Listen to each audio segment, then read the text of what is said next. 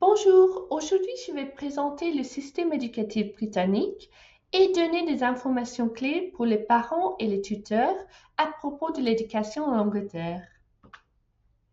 Donc, commençons avec un petit aperçu. Au Royaume-Uni, l'éducation est obligatoire pour tous les enfants entre l'âge de 5 ans jusqu'à 18 ans. Il existe plusieurs types d'écoles.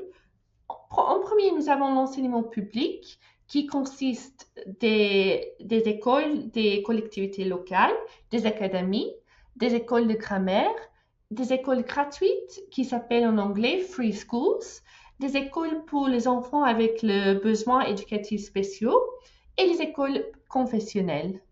Nous avons aussi les écoles privées qui sont payantes. Il y a trois niveaux d'éducation, primaire, secondaire et l'enseignement supérieur. Et en Angleterre, toutes les écoles sont réglementées par le corps des inspecteurs scolaires qui s'appelle Ofsted. En premier, nous avons l'éducation de la petite enfance et ce sera pour tous les enfants entre l'âge 0 jusqu'à 4 ans. Et les établissements comprennent des crèches, des écoles maternelles, des assistants maternels et des classes d'accueil. Ce n'est pas obligatoire, mais c'est fortement conseillé. Et les enfants apprennent par le biais d'activités ludiques. Et en Angleterre, tous les enfants entre l'âge 3 à 4 ans ont le droit de recevoir une éducation gratuite avant de commencer l'école à temps plein. Pour les enfants entre l'âge de 4 ans jusqu'à 11 ans, nous avons les écoles primaires. Et en premier, il y a la Fondation pour la petite enfance, la maternelle, et cette classe s'appelle Reception pour les enfants de l'âge 4 jusqu'à 5 ans. Et puis, l'école primaire, ça divise en deux étapes qui s'appellent Key Stage 1 et Key Stage 2. Key Stage 1 est pour les enfants entre l'âge de 5 jusqu'à 7 ans. Et chaque classe se divise en années. Donc, vous allez entendre année 1, année 2, year 1, year 2.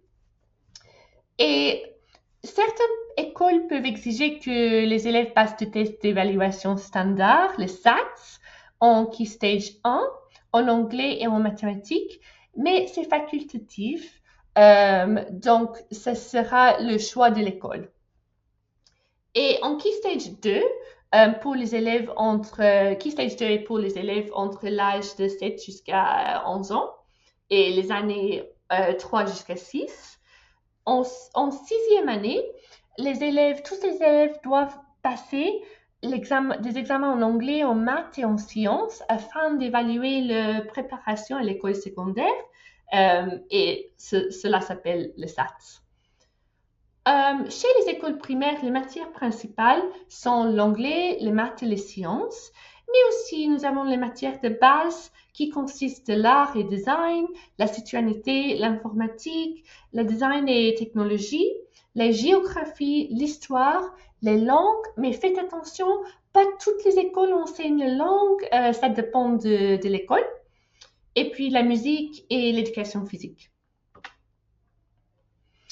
Les écoles secondaires sont assistées par les élèves entre l'âge 11 ans jusqu'à 16 ans. Et encore ici, se divise en deux parties. Nous avons Key Stage 3 pour les élèves entre l'âge 11 ans jusqu'à 14 ans, année 7 jusqu'à 9. Et Key Stage 4 pour les élèves entre l'âge 14 ans jusqu'à 16 ans, année 10 et année 11. Les écoles publiques d'Angleterre, ils suivent tout le programme national anglais qui est établi par le ministère de l'Éducation. Et en Key Stage 3, les matières obligatoires sont l'anglais, les maths, les sciences, l'histoire, géographie, qui sont deux cours séparés. Et les langues étrangères modernes qui consistent du français, l'espagnol ou l'allemand. Le design et technologie, l'art, musique, éducation physique, la citoyenneté, l'informatique et l'éducation religieuse. En plus, toutes les écoles doivent également fournir un programme d'éducation personnelle, sociale, sanitaire et économique et ces cours-ci s'appellent PSHE. Pour les élèves en année 10 et année 11, nous avons les GCSE qui sont la certification générale de l'enseignement secondaire.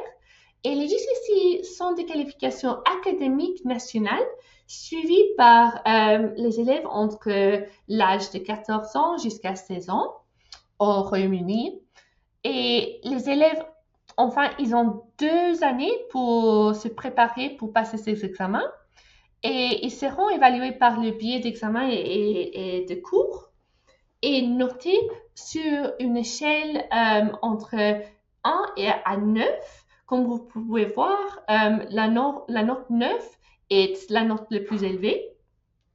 Et les matières obligatoires pour les GCSE sont l'anglais, les maths et les sciences, mais aussi l'élève aura le choix d'étudier aussi d'autres sujets et passer des examens en ce sujet aussi.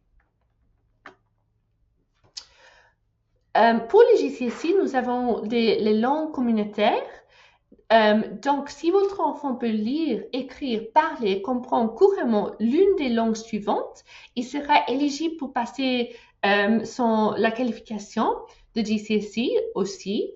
Donc, c'est pour ça que nous conseillons tous les parents de continuer de parler en français ou quelle que soit la langue, si vous parlez d'autres langues aussi à la maison avec votre enfant, et aussi d'encourager votre enfant à lire, encourager à lire et écrire aussi, afin de non seulement améliorer leur propre connaissance culturelle, mais aussi pour pouvoir faire la qualification.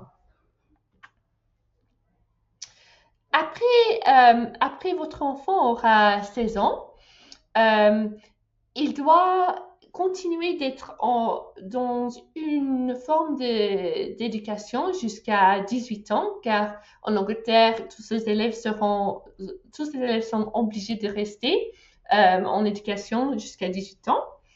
Donc, nous avons plusieurs établissements pour pouvoir faire ça, et c'est gratuit jusqu'à l'âge de 18 ans. Nous avons les sixth forms, les collèges d'enseignement supérieur et les apprentissages. Et chaque établissement aura ses propres qualifications. Donc, pour les collèges de sixth form, par exemple, la plupart font ce qu'on appelle les A-levels, qui sont les qualifications académiques étudiées pendant 2 ans, les années 12 à 13, avec les examens finaux.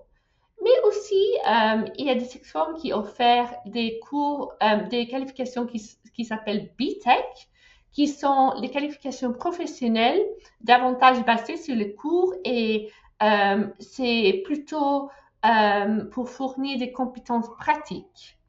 Et de plus, les collèges d'enseignement supérieur offrent aussi cette qualification de BTEC.